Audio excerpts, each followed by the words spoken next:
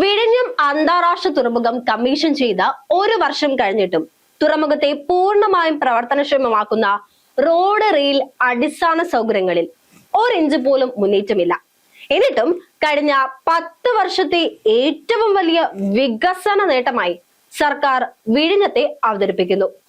തുറമുഖം തുറന്നതിന്റെ ആഘോഷങ്ങൾ തുടരുമ്പോൾ തന്നെ അതിനൊപ്പം അനിവാര്യമായ ഗതാഗത പാതകളും റെയിൽ ബന്ധങ്ങളും ഇന്നും ബജറ്റ് പ്രസംഗങ്ങളിലെ വാക്കുകളായി മാത്രം തുടരുകയാണ്. തുറമുഖം പ്രവർത്തനം ആരംഭിച്ചിട്ടും ചരക്ക് നീക്കം നഗരത്തെ ശ്വാസം മുട്ടിക്കാതെ നടത്താൻ ഒരു പാത പോലും സർക്കാർ ഒരുക്കാത്തത് ഈ വികസന വിജയത്തിന്റെ ഏറ്റവും വലിയ പരാജയമായി മാറുകയാണ്.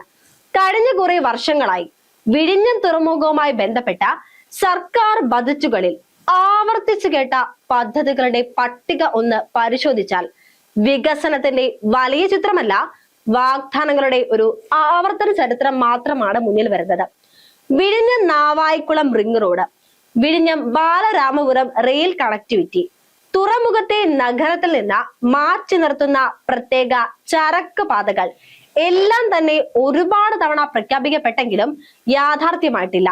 വിഴിഞ്ഞം തുറമുഖം പ്രവർത്തനം ആരംഭിക്കുമ്പോൾ തന്നെ തിരുവനന്തപുരം നഗരത്തിലൂടെ ചരക്ക് ഗതാഗതം ഒഴുകുന്നത് വലിയ ഗതാഗത പ്രതിസന്ധിയിലേക്ക് നയിക്കുമെന്ന സർക്കാരിനും ഉദ്യോഗസ്ഥർക്കും നന്നായി വ്യക്തമായിരുന്നു.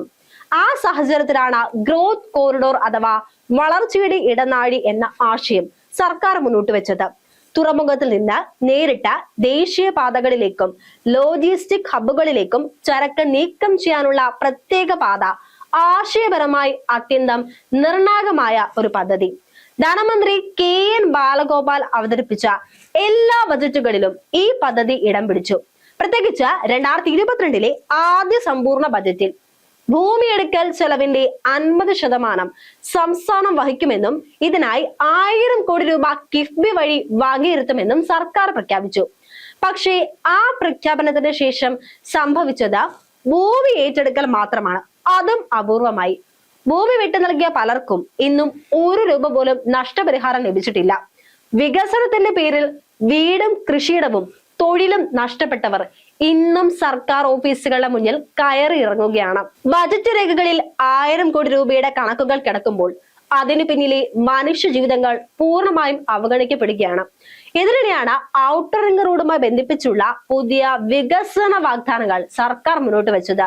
ഔട്ടർ റിംഗ് റോഡിനെ ഔട്ടർ ഏരിയ ഗ്രോത്ത് കോറിഡോറായി മാറ്റുമെന്ന പ്രഖ്യാപനം, അതിനോട് ചേർന്നുള്ള പ്രദേശങ്ങളിൽ സ്പെഷ്യൽ ഡെവലപ്മെന്റ് സോണുകൾ, സ്വയം പര്യാപ്ത ടൗൺഷിപ്പുകൾ, വ്യവസായ വാണിജ്യ ഹബ്ബുകൾ എല്ലാം കൂടി കേൾക്കുമ്പോൾ തന്നെ വലിയ വികസന കാഴ്ചയാണ് സർക്കാർ വരച്ചു കാട്ടിയത്. കഴിഞ്ഞ ബജറ്റിൽ ഇത് സംബന്ധിച്ച് ധനമന്ത്രി വിശദമായ പ്രഖ്യാപനവും നടത്തി. ഔട്ടർ റിംഗ് റോഡിന്റെ ഇരുവശത്തുമുള്ള 2.5 കിലോമീറ്റർ സ്വാധീന മേഖലകളെ ആധുനിക സൗകര്യങ്ങളോട് കൂടിയുള്ള ടൗൺഷിപ്പുകളാക്കി മാറ്റുമെന്ന വാഗ്ദാനവും വന്നു. ഇതിനു പുറമെ ഔട്ടർ റിംഗ് റോഡിനെയും സമീപ ദേശീയ പാതകളെയും റെയിൽവേ ലൈനുകളുമായി ബന്ധിപ്പിച്ച വിഴിഞ്ഞം കൊല്ലം പുനലൂർ ഗ്രോത്ത് ട്രയാങ്കിൾ എന്ന പുതിയ വികസന ആശയവും സർക്കാർ പ്രഖ്യാപിച്ചു. എന്നാൽ ഈ എല്ലാ വാഗ്ദാനങ്ങൾക്കും പിന്നാലെ നിശബ്ദതയാണ്. ഒരു DPR തയ്യാറായിട്ടില്ല, ഒരു ടെൻഡർ വിളിച്ചിട്ടില്ല, ഒരു സമയക്രമം പോലും പൊതുജനങ്ങൾക്ക് മുന്നിൽ അവതരിപ്പിച്ചിട്ടില്ല. വികസനം എന്ന വാക്ക് ബജറ്റ് പ്രസംഗങ്ങളിൽ മാത്രം ജീവിക്കുന്ന അവസ്ഥയാണ് ഇപ്പോഴും നിലനിൽക്കുന്നത്. വിഴിഞ്ഞം തുറമുഖത്തോടൊപ്പം വർഷങ്ങളായി കേട്ടുവരുന്ന മറ്റൊരു നിർണായക പദ്ധതിയാണ് വിഴിഞ്ഞം ബാലരാമപുരം റെയിൽ കണക്ടിവിറ്റി. പല ബജറ്റുകളിലായി ആവർത്തിച്ച് പരാമർശിക്കപ്പെട്ട ഈ പദ്ധതിക്കായി കഴിഞ്ഞ ബജറ്റിൽ കോടിക്കണക്കിന് രൂപ വകയിരുത്തി എന്ന പ്രഖ്യാപനവും വന്നു. പക്ഷേ ഈ തുകയിൽ നിന്ന് 1 രൂപ പോലും ചെലവഴിക്കപ്പെട്ടിട്ടില്ല. റെയിൽ കണക്ടിവിറ്റി ഇല്ലാതെ വിഴിഞ്ഞം തുറമുഖം പൂർണ്ണ ശേഷിയിൽ പ്രവർത്തിക്കുമെന്ന് കരുതുന്നത് യാഥാർത്ഥ്യബോധമില്ലാത്ത സമീപനമാണ്. വലിയ കണ്ടെയ്നർ ഗതാഗതം റോഡുകളിലൂടെ മാത്രമായി തുടരുകയാണെങ്കിൽ അതിന്റെ മുഴുവൻ ഭാരം തിരുവനന്തപുരം നഗരത്തിന്മേൽ തന്നെ വീഴും. ഗതാഗതക്കുരുക്ക്, റോഡുകളുടെ തകർച്ച, തീരദേശ മേഖലകളിലെ സാമൂഹിക സമ്മർദ്ദങ്ങൾ എല്ലാം തന്നെ സർക്കാർ അവഗണിച്ചു എന്നതാണ് ഇപ്പോൾ നമുക്ക് വ്യക്തമാകുന്നത്. ഈ വിഷയങ്ങൾ വീണ്ടും ശക്തമായി ഇപ്പോൾ ചർച്ചയാകാൻ കാരണം ഇത് ഒരു യാദൃച്ഛികതയല്ല. തുറമുഖം കമ്മീഷൻ ചെയ്ത കൃത്യം 1 വർഷം പിന്നിട്ട ഈ സാഹചര്യത്തിൽ ചരക്ക് കപ്പലുകളുടെ വരവ് വർദ്ധിച്ചതോടെ ഗതാഗത സൗകര്യങ്ങളുടെ അപര്യാപ്തത നഗരം നേരിട്ട് അനുഭവിക്കാൻ തുടങ്ങി. വലിയ ട്രക്കുകളുടെ നീണ്ട നിരകൾ, നഗരത്തിലൂടെ ചരക്ക് വാഹനങ്ങൾ കുത്തി നിറയുന്ന അവസ്ഥ, തീരദേശ റോഡുകളുടെ ശോചനീയ അവസ്ഥ, ഇതെല്ലാം തുറമുഖ വികസനത്തിന്റെ ആസൂത്രണ പരാജയം തുറന്നു കാട്ടുകയാണ്. ഇതിനോടൊപ്പം തന്നെ ഭൂമി വിട്ടു നൽകിയവർക്ക് നഷ്ടപരിഹാരം ലഭിക്കാത്തതും പദ്ധതികൾ എല്ലാം ബജറ്റ് പ്രഖ്യാപനങ്ങളിൽ ഒതുങ്ങിക്കിടക്കുന്നതും വീണ്ടും രാഷ്ട്രീയ ചർച്ചയിലേക്ക് ഉയർന്നു വരികയാണ്.